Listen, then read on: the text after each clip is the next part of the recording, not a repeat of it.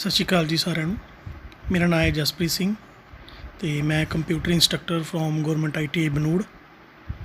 ਤੇ video start ਕਰਨ ਤੋਂ ਪਹਿਲਾਂ ਮੈਂ ਸਾਰਿਆਂ ਨੂੰ ਪਲੀਜ਼ ਰਿਕੁਐਸਟ ਹੈ ਕਿ ਚੈਨਲ ਨੂੰ ਸਬਸਕ੍ਰਾਈਬ ਜ਼ਰੂਰ ਕਰਿਓ ਤੇ ਬੈਲ ਆਈਕਨ ਨੂੰ ਪ੍ਰੈਸ ਕਰ ਲਿਓ ਤਾਂ ਕਿ ਜੋ ਨਵੀਂ ਵੀਡੀਓਜ਼ ਅਸੀਂ ਚੈਨਲ ਤੇ ਅਪਲੋਡ ਕਰਦੇ ਹਾਂ ਤਾਂ ਉਹ ਤੁਹਾਡੇ ਕੋਲ ਨੋਟੀਫਿਕੇਸ਼ਨ ਤੁਹਾਡੇ ਫੋਨ ਤੇ ਤੁਹਾਨੂੰ ਸ਼ੋ ਹੋਇਆ ਕਰਨਗੇ।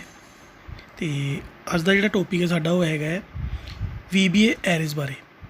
ਐਰੇ ਨਾਲ ਅਸੀਂ VBA ਐਰੇ ਬਾਰੇ VBA 'ਚ ਐਰੇ ਨਾਲ ਅਸੀਂ ਕਿਵੇਂ ਕੰਮ ਕਰ ਸਕਦੇ ਹਾਂ। ਸਭ ਤੋਂ ਪਹਿਲਾਂ ਤਾਂ ਸਾਡੇ ਕੋਲ ਹੈਗਾ ਜਿਵੇਂ ਕਿ ਇੱਕ ਐਰੇ ਹੁੰਦਾ ਕੀ ਹੈ। ਜਿਹੜਾ ਐਰੇ ਵਰਤਿਆ ਜਾਂਦਾ ਹੈ ਮਤਲਬ ਇੱਕ ਡਾਟੇ ਦਾ ਸਮੂਹ ਹੁੰਦਾ ਹੈ, ਜਿੱਦਾਂ ਆਪਾਂ ਕਹਿ ਸਕਦੇ ਹਾਂ ਇੱਕ ਕਲੈਕਸ਼ਨ ਆਫ ਡਾਟਾ। ਅਤੇ ਡਾਟਾ ਟਾਈਪਸ ਇਹ ਕਿਵੇਂ ਹੁੰਦਾ ਹੈ, ਕਹਿੰਦੇ an array is a collection of homogeneous data items stored in contiguous memory location. ਕਹਿੰਦੇ ਇੱਕ ਡਾਟੇ ਦਾ ਇਹ ਕਲੈਕਸ਼ਨ ਹੁੰਦਾ ਹੈ, ਠੀਕ ਹੈ, ਸੇਮ ਟਾਈਪ ਦਾ data. Homogeneous means same type, bracket ਜਿਵੇਂ ਲਿਖਿਆ ਹੈ ਸੇਮ ਟਾਈਪ ਦਾ ਡਾਟਾ ਹੁੰਦਾ ਹੈ ਜਿਹਨੂੰ ਤੁਸੀਂ ਸੀਕੁਐਂਟਲ ਬਲੋਕਸ ਦੇ ਵਿੱਚ, ਸੀਕੁਐਂਟਲ ਮੀਨਸ ਇੱਕ ਤਰਤੀਬਵਾਰ ਬਲੋਕ ਬਣੇ ਹੁੰਦੇ ਹੈ, ਜਿਵੇਂ ਆਪਾਂ ਕੋਲਮ ਕਹਿ ਸਕਦੇ ਹਾਂ। ਕੋਲਮਸ ਲੈ ਲਓ, ਠੀਕ ਹੈ, ਸੈਲਜ਼ ਲੈ ਲਓ, ਆਪਾਂ ਇਹ ਮੰਨ ਲਓ, ਠੀਕ ਹੈ। ਉਹਦੇ ਵਿੱਚ ਜਿਹੜਾ ਡਾਟਾ ਸੇਵ ਕੀਤਾ ਜਾਂਦਾ ਹੈ, ਠੀਕ ਹੈ, ਇੱਕ ਸੇਮ ਟਾਈਪ ਦਾ ਡਾਟਾ, ਉਹ ਡਾਟਾ ਅਸੀਂ ਇੱਕ ਸੇਵ ਕਰਦੇ ਹਾਂ, ਉਸ ਨੂੰ ਕਿਹਾ ਜਾਂਦਾ array. It is a variable with a single name that represent many different items. ਕਹਿੰਦੇ ਇੱਕ ਇਹ ਨਾਮ ਹੁੰਦਾ ਹੈ variable with a single name, ਠੀਕ ਹੈ, ਸਿੰਗਲ ਨੇਮ ਹੁੰਦਾ ਹੈ ਜਿਹੜਾ ਕਾਫੀ ਇੱਕ ਤੋਂ ਵੱਧ ਮੈਨੀ ਡਿਫਰੈਂਟ ਇੱਕ ਤੋਂ ਵੱਧ ਆਈਟਮਸ ਨੂੰ ਹੈਗਾ ਜਿਹੜਾ ਇਹ ਰਿਪਰਜੈਂਟ ਕਰਦਾ ਹੈ VBA ਦੇ ਵਿੱਚ। ਫੋਰ ਐਗਜ਼ਾਮਪਲ ਆਪਾਂ ਜਿਵੇਂ ਕਹਿ ਸਕਦੇ ਹਾਂ, ਠੀਕ ਹੈ, ਆਪਾਂ ਨੇ ਇੱਕ ਵੈਲਿਊ ਲੈ ਲਈ, ਇੱਕ ਨੰਬਰ ਲੈ ਲਿਆ, ਠੀਕ ਹੈ, ਉਸ ਨੰਬਰ ਨੂੰ ਅੱਗੇ ਆਪਾਂ ਨੇ ਡਿਫਰੈਂਟ ਵੇਜ਼ ਨਾਲ ਰਿਪਰਜੈਂਟ ਕਰਨਾ ਹੈ। ਜਿਵੇਂ ਫੋਰ ਐਗਜ਼ਾਮਪਲ ਇਹਨੇ ਨੀਚੇ ਦਿੱਤਾ ਹੈ, ਦੇਖੋ, ਠੀਕ ਹੈ, ਫੋਰ ਐਗਜ਼ਾਮਪਲ ਦੇ ਵੀ ਦਿੱਤਾ ਹੈ, ਕਹਿੰਦੇ ਨੇਮ 1 ਨੇਮ 2 ਨੇਮ 3 ਐਕਸੈਕਟਰਾ, ਠੀਕ ਹੈ। ਇਹ ਇੱਕ ਐਰੇ ਡਿਕਲੇਅਰ ਕੀਤਾ ਗਿਆ ਇਹਨਾਂ ਨੇ ਜਿਹਦੇ ਵਿੱਚ ਨੇਮ 1 ਕੀ ਹੈ, 2 ਕੀ ਹੈ ਅਤੇ 3 ਕੀ ਹੈ। ਅਲੱਗ-ਅਲੱਗ ਨੇਮ ਆਪਾਂ ਹੈਗੇ ਜਿਹੜੇ ਉਹ ਆਪਾਂ array as a array data types ਦੇ ਵਿੱਚ ਉਸ ਨੂੰ ਡਿਕਲੇਅਰ ਕਰ ਸਕਦੇ ਹਾਂ ਨਾਮ ਨੂੰ। ਉਹ ਨਾਮ ਕੁਛ ਵੀ ਲੈ ਸਕਦੇ ਹਾਂ ਆਪਾਂ, ਠੀਕ ਹੈ ਨਾ। ਫੋਰ ਐਗਜ਼ਾਮਪਲ ਡਾਟਾ ਟਾਈਪਸ ਮਤਲਬ ਕਿਸੇ ਤਰ੍ਹਾਂ ਦੇ ਹੋ ਸਕਦੇ, ਨੰਬਰ ਹੋ ਸਕਦੇ ਆ, ਠੀਕ ਹੈ, ਸਟਰਿੰਗ ਹੋ ਸਕਦਾ ਹੈ ਅਤੇ ਵੈਰੀਏਬਲ ਹੋ ਸਕਦੇ ਹੈ। ਇਸ ਤੋਂ ਬਾਅਦ ਅੱਗੇ ਕੀ ਹੈ ਆਪਣੇ ਕੋਲ ਟਾਈਪਸ ਆਫ ਐਰੇਜ਼। ਜਿਹੜਾ ਡਾਟਾ ਟਾਈਪਸ ਹੈਗਾ ਹੈ, ਠੀਕ ਹੈ, ਉਹ ਟਾਈਪਸ ਆਫ ਐਰੇਜ਼ ਕੀ ਹੈ। VBA supports 2 types of array namely. ਜਿਹੜਾ VBA ਹੈਗਾ ਹੈ ਉਹ 2 ਤਰ੍ਹਾਂ ਦਾ ਐਰੇ ਸਪੋਰਟ ਕਰਦਾ ਹੈ VBA ਦੇ ਵਿੱਚ। ਇੱਕ ਤਾਂ ਹੈਗਾ ਸਟੈਟਿਕ ਐਰੇ ਅਤੇ ਦੂਜਾ ਹੈਗਾ ਆਪਣੇ ਕੋਲ ਡਾਇਨੈਮਿਕ ਐਰੇ। 2 ਤਰ੍ਹਾਂ ਦੇ ਐਰੇ ਹੈ ਜਿਹੜਾ VBA ਸਪੋਰਟ ਕਰਦਾ ਹੈ। ਸਭ ਤੋਂ ਪਹਿਲਾਂ ਹੈਗਾ static arrays. These types of arrays have a fixed predetermined number of elements that can be stored. One can not change the size of the data types of a static array. These are useful when you want to work with known entities such as the number of days in a week, gender, etc.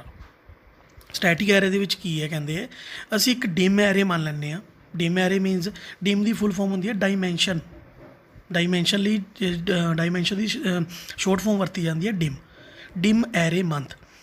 Static array ਦੇ ਵਿੱਚ ਆਪਾਂ ਨੇ ਜਿਹੜੀ example ਲਿੱਤੀ ਹੈ dim array month ਮੰਨ ਲਿਆ, ਔਰ ਮੰਥ ਦੀ ਜਿਹੜੀ ਆਪਾਂ ਨੇ ਇੱਕ ਵੈਲਿਊ ਦਿੱਤੀ ਹੈ ਉਹ 12 ਦੇਤੀ 12, ਔਰ ਉਸ ਤੋਂ ਬਾਅਦ ਐਜ਼ ਸਟਰਿੰਗ ਮੰਨ ਲਿਆ ਅਸੀਂ ਐਰੇ ਮੰਥ ਨੂੰ।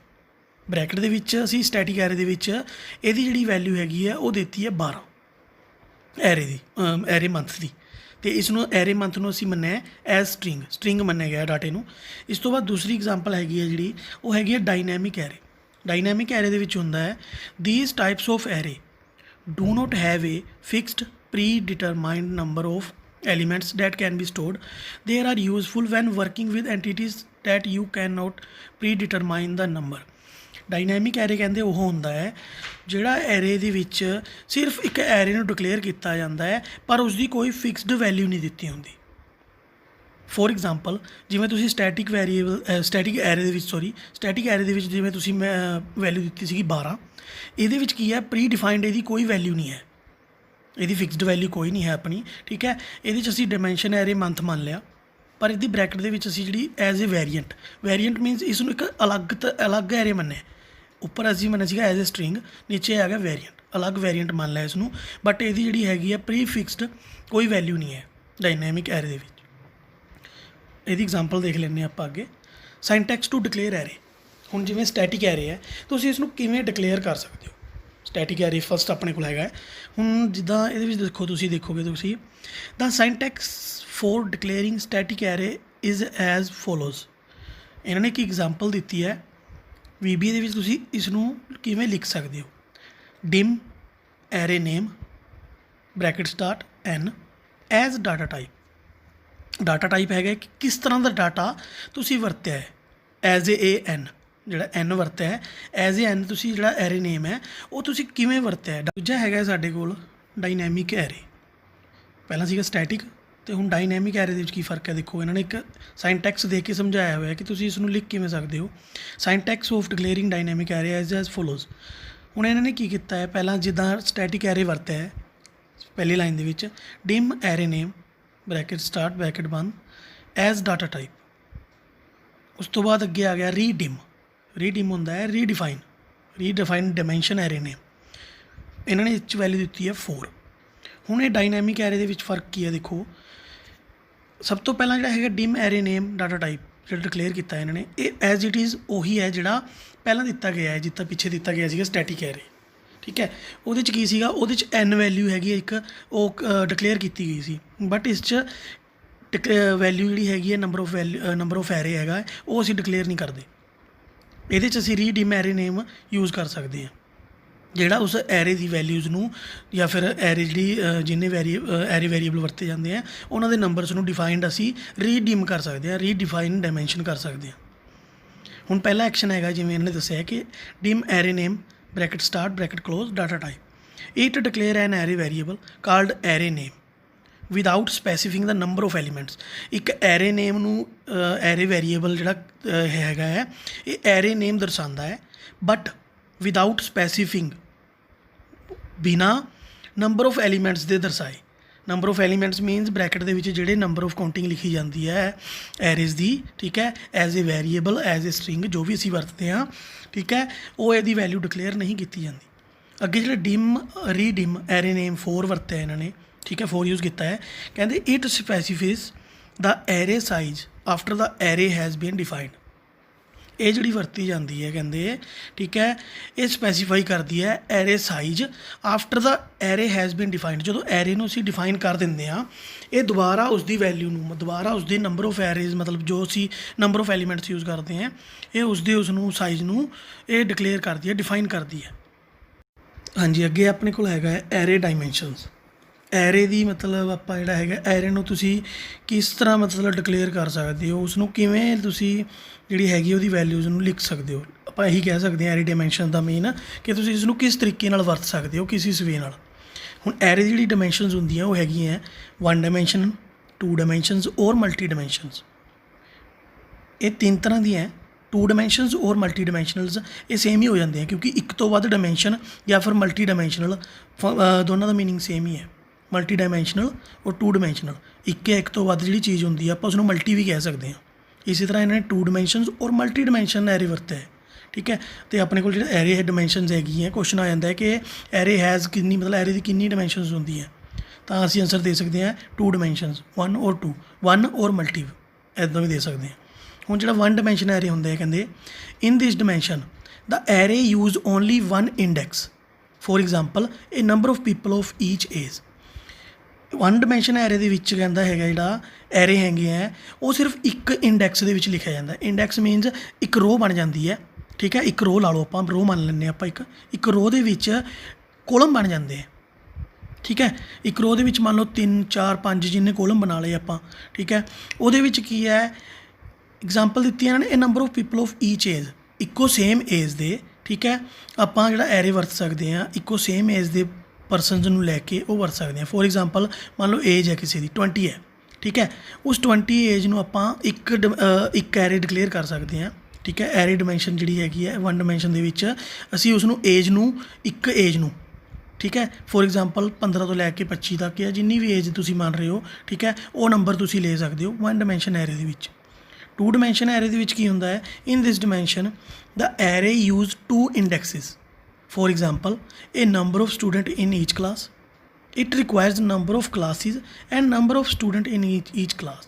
2 ਡਾਇਮੈਂਸ਼ਨ ਐਰੇ ਦੇ ਵਿੱਚ ਹੁੰਦਾ ਹੈ, ਠੀਕ ਹੈ, ਕਿ ਜਿਹੜਾ 2 ਇੰਡੈਕਸ ਵਰਤੇ ਜਾਂਦੇ ਆ, ਦੋ ਇੰਡੈਕਸ ਮੀਨਸ ਦੋ ਕੋਲਮ ਵਰਤੇ ਜਾਣਗੇ ਅਲੱਗ-ਅਲੱਗ, ਠੀਕ ਹੈ। ਇਹਦੇ ਵਿੱਚ ਕੀ ਹੋਊਗਾ, ਫੋਰ ਐਗਜ਼ਾਮਪਲ ਇਹਨੇ ਦਿੱਤਾ ਹੈ ਕਿ ਨੰਬਰ ਆਫ ਸਟੂਡੈਂਟਸ ਔਰ ਇੱਕ ਨੰਬਰ ਆਫ ਕਲਾਸ, ਕਿੰਨੀ ਕਲਾਸਿਸ ਹੈ ਔਰ ਉਹਦੇ ਕਿੰਨੇ ਸਟੂਡੈਂਟਸ ਹੈ। ਫੋਰ ਐਗਜ਼ਾਮਪਲ ਬ੍ਰੈਕਟ ਦੇ ਵਿੱਚ ਆਪਾਂ ਜਿਹੜਾ ਲਵਾਂਗੇ, ਹੁਣ ਪਿਛਲੇ 1 ਡਾਇਮੈਂਸ਼ਨ ਦੇ ਵਿੱਚ ਆਪਾਂ ਨੇ ਇੱਕ ਏਜ ਮੰਨੀ ਸੀਗੀ ਜਿਵੇਂ 20, ਠੀਕ ਹੈ। ਹੁਣ ਇਹਦੇ ਵਿੱਚ ਆਪਾਂ 2 ਡਾਇਮੈਂਸ਼ਨ ਐਰੇ ਦੇ ਵਿੱਚ 2 ਡਾਇਮੈਂਸ਼ਨਸ ਐਰੇ ਦੇ ਵਿੱਚ 2 ਨੰਬਰ ਮੰਨਾਂਗੇ। 2 ਨੰਬਰ ਕਿਵੇਂ ਮੰਨਾਂਗੇ, ਇੱਕ ਫੋਰ ਐਗਜ਼ਾਮਪਲ ਇਹਨੇ ਦਿੱਤੀ ਇੱਕ number of classes, for example number of classes ਹੈਗੀ 2, ਠੀਕ ਹੈ। ਅਤੇ ਨੰਬਰ ਆਫ ਸਟੂਡੈਂਟਸ ਕਿੰਨੇ ਹੈਗੇ 10, 2,10। ਇਹ ਆਪਾਂ 2 ਡਾਇਮੈਂਸ਼ਨਸ ਐਰੇ ਦੇ ਵਿੱਚ ਜਿਹੜੇ ਹੈਗੇ ਆ ਇਹ ਵਰਤਾਂਗੇ। ਨੈਕਸਟ ਆ ਜਾਂਦਾ ਹੈ multi dimension array. Multi dimension array ਦੇ ਵਿੱਚ ਹੁੰਦੇ ਆ ਜਿਹੜੇ ਇਹ ਇੰਡੈਕਸ ਵਰਤੇ ਜਾਂਦੇ ਆ ਜਿਹੜੇ ਮੋਰ ਦੈਨ 2, ਇਹ ਮੋਰ ਦੈਨ ਦੋ ਤੋਂ ਵੱਧ ਜਿਹੜੇ ਇੰਡੈਕਸ ਬਣਾਏ ਜਾਂਦੇ ਆ ਇਹਦੇ ਵਿੱਚ ਉਹ ਵਰਤੇ ਜਾਂਦੇ ਆ। ਫੋਰ ਐਗਜ਼ਾਮਪਲ ਇਹਨੇ ਟੈਂਪਰੇਚਰ ਡਿਊਰਿੰਗ ਦਾ ਡੇ ਟਾਈਮ ਇਹਨੇ ਐਗਜ਼ਾਮਪਲ ਦਿੱਤੀ ਹੈ ਜਿਹੜੀ, ਉਹ ਇੱਕ ਟੈਂਪਰੇਚਰ ਦੀ ਐਗਜ਼ਾਮਪਲ ਦਿੱਤੀ ਹੈ ਮਲਟੀ ਡਾਇਮੈਂਸ਼ਨ ਦੇ ਵਿੱਚ। 30, 40, 20 ਇਹ ਜਿਹੜਾ ਟੈਂਪਰੇਚਰ ਹੈਗਾ ਹੈ ਇਹ ਪੂਰੇ ਦਿਨ ਦੇ ਵਿੱਚ ਅਲੱਗ-ਅਲੱਗ ਟਾਈਮ ਦੇ ਵਿੱਚ ਅਲੱਗ-ਅਲੱਗ ਵਰਤਿਆ ਗਿਆ ਹੈ। ਇਹਦੇ ਲਈ 3 ਇੰਡੈਕਸ ਬਣ ਗਏ 30, 40 ਅਤੇ 20। ਇਹ ਹੋ ਗਿਆ ਆਪਣਾ ਮਲਟੀ ਡਾਇਮੈਂਸ਼ਨ ਐਰੇ, ਜਿਹੜਾ 3 ਇੰਡੈਕਸ ਦੇ ਵਿੱਚ ਮਤਲਬ 2 ਜਾਂ 2 ਤੋਂ ਵੱਧ ਇੰਡੈਕਸ ਦੇ ਵਿੱਚ ਡਿਕਲੇਅਰ ਕੀਤਾ ਜਾ ਸਕਦਾ ਹੈ। 1 ਡਾਇਮੈਂਸ਼ਨ ਐਰੇ ਸਿਰਫ ਇੱਕ ਇੰਡੈਕਸ ਬਣਦਾ ਹੈ ਜਿਹਦੇ ਵਿੱਚ ਸਿਰਫ ਅਸੀਂ ਇੱਕ ਨੰਬਰ ਆਫ ਐਲੀਮੈਂਟ ਜਿਹੜਾ ਹੈਗਾ ਸਿਰਫ ਇੱਕ ਵਰਤ ਸਕਦੇ ਹਾਂ। ਫੋਰ ਐਗਜ਼ਾਮਪਲ ਇਹਨੇ ਏਜ ਮੰਨਿਆ ਸੀਗਾ ਸਿਰਫ ਇੱਕ ਨੰਬਰ 20 ਏਜ, ਕਈ ਬੰਦੇ ਲਈ ਵਰਤ ਸਕਦੇ ਹਾਂ ਆਪਾਂ ਐਜ਼ ਏ, ਮਤਲਬ ਜਿੰਨੇ ਤੁਸੀਂ ਐਰੇ ਡਿਕਲੇਅਰ ਕਰਨੇ ਆ, ਵੈਰੀਏਬਲ ਡਿਕਲੇਅਰ ਕਰਨੇ ਆ, ਸਟਰਿੰਗ ਡਿਕਲੇਅਰ ਕਰਨੇ ਆ, ਉਹ ਅਸੀਂ ਮੰਨ ਸਕਦੇ ਹਾਂ ਉੱਤੇ ਡਾਟਾ ਟਾਈਪ ਦੇ ਵਿੱਚ। ਅੱਗੇ ਆ ਗਿਆ 2 ਡਾਇਮੈਂਸ਼ਨ ਐਰੇ। 2 ਡਾਇਮੈਂਸ਼ਨ ਐਰੇ ਦੇ ਵਿੱਚ ਇੱਕ ਤੋਂ ਵੱਧ 2 ਇੰਡੈਕਸ ਵਰਤੇ ਜਾਂਦੇ ਆ। For example number of class, number of student.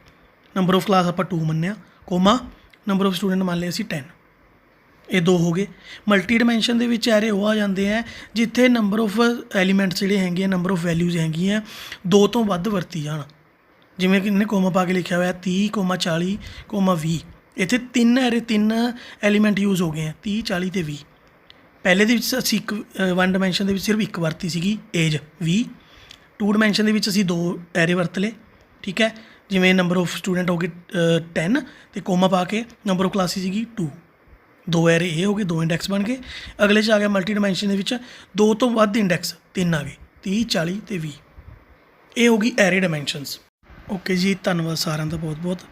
ਅਤੇ ਨੈਕਸਟ ਟੋਪਿਕ ਹੈਗਾ ਜਿਹੜਾ ਆਪਣਾ ਉਹ ਹੋਊਗਾ ਕਿ ਤੁਸੀਂ ਐਰੇ ਨੂੰ ਡਿਕਲੇਅਰ ਕਿਵੇਂ ਕਰ ਸਕਦੇ ਹੋ VBA ਦੇ ਵਿੱਚ, ਅਤੇ ਉਹਦੀ ਕੋਡਿੰਗ ਕੀ ਹੈ, ਜਿਸ ਕੋਡਿੰਗ ਦੇ ਨਾਲ ਤੁਸੀਂ VBA ਦੇ ਵਿੱਚ ਐਕਸਲ ਦੀ ਫਾਈਲ ਬਣਾ ਕੇ ਤੁਸੀਂ ਕਿਵੇਂ ਕੰਮ ਕਰ ਸਕਦੇ ਹੋ, ਕਿਵੇਂ ਐਰੇ ਡਿਕਲੇਅਰ ਕਰ ਸਕਦੇ ਹੋ। ਪਲੀਜ਼ ਵੀਡੀਓ ਦੇਖਣ ਲਈ ਇਸ ਚੈਨਲ ਨੂੰ ਸਬਸਕ੍ਰਾਈਬ ਜ਼ਰੂਰ ਕਰਿਓ। Thank you.